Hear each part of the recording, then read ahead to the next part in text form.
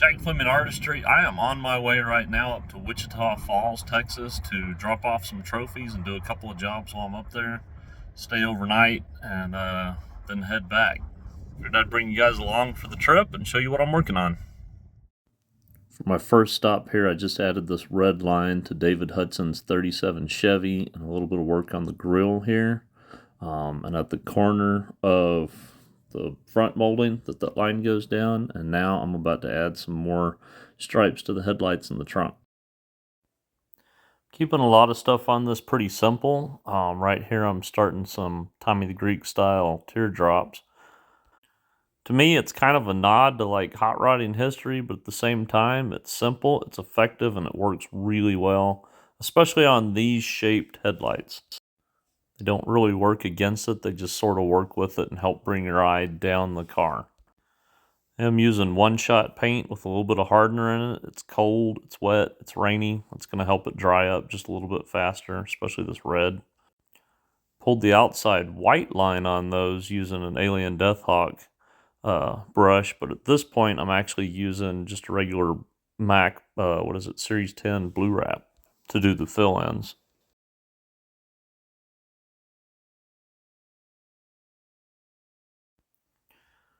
So I've kind of saved the fancy piece for the back here.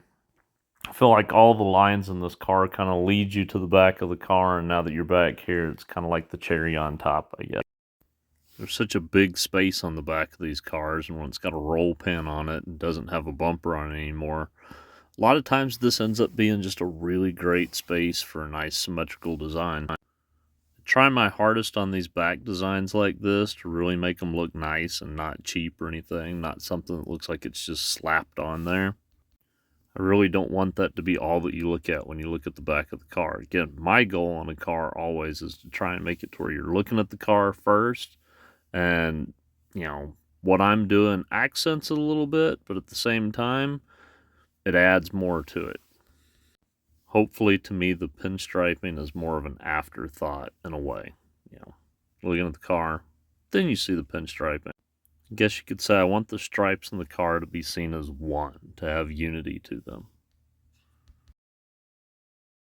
I got to show you guys something else too.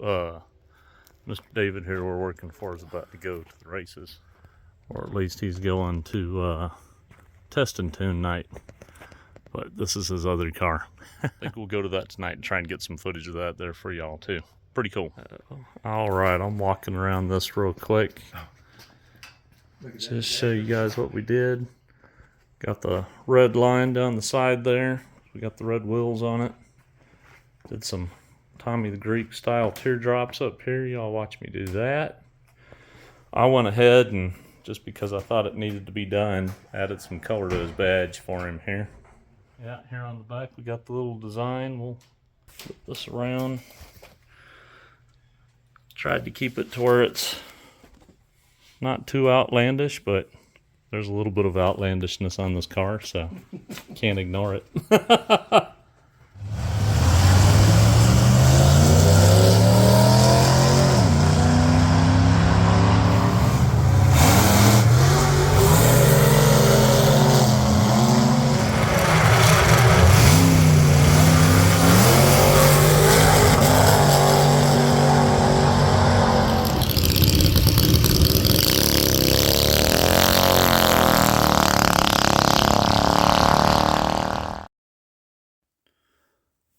I had a great time at the Test and Tune last night. It's a little different this year than normal for this event, but Texas Thaw is kind of cool. It's one of the first shows of the year. A lot of times the weather's kind of cold. They do drag racing, nostalgia drags and stuff during the car show.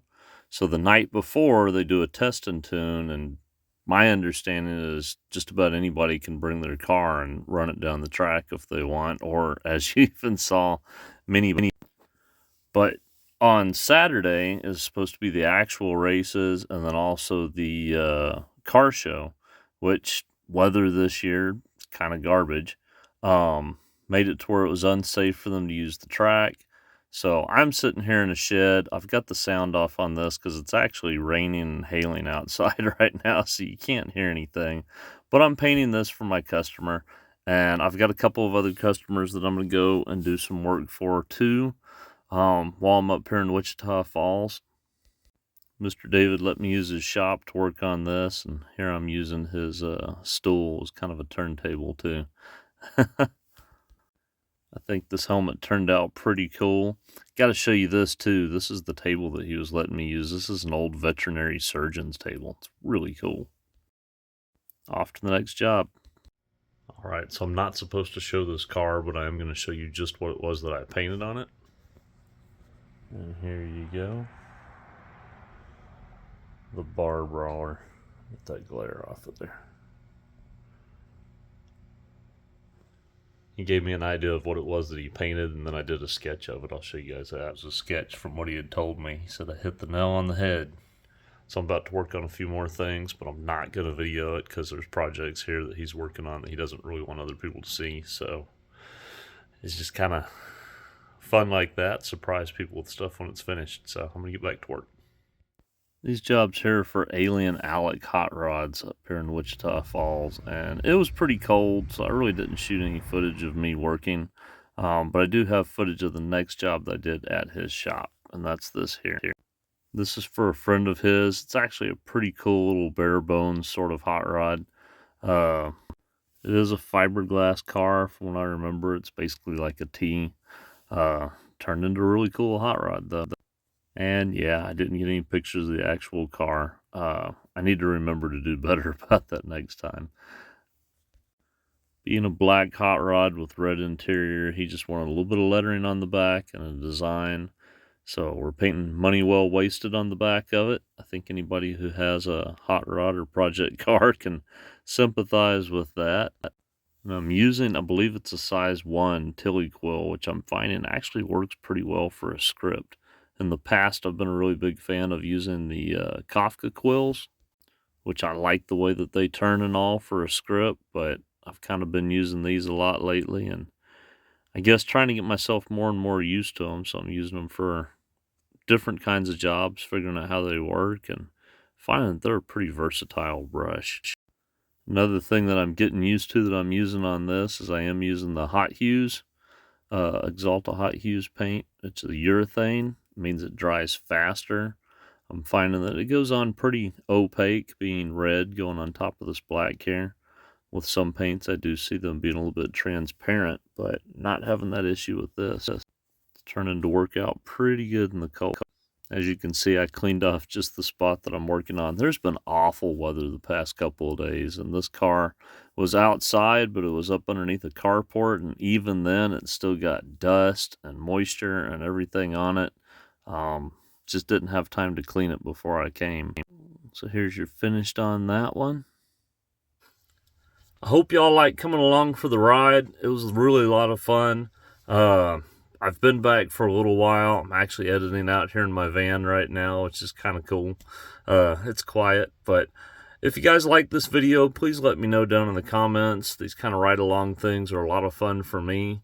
Get you guys to see what it is I do whenever I'm out on the road. There should be 2 more videos that pop up. Click on one of those if you want to see more content like this, and hit like and subscribe, and hope you guys have a good day.